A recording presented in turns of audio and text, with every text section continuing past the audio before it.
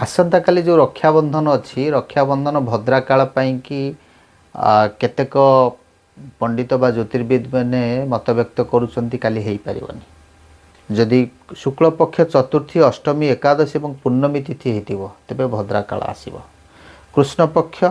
चतुर्थी दशमी सप्तमी तृतीया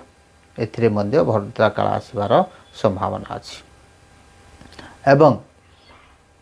भद्रा होउचंती रवि महाग्रहंकर कन्या सुकन्या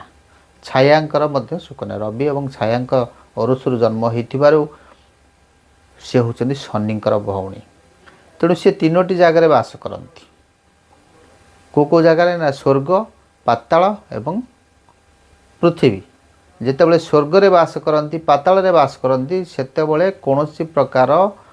असुविधा बाधा विघ्न रहिबो नाही आमे जेकोसी शुभ काम करि पारिबा।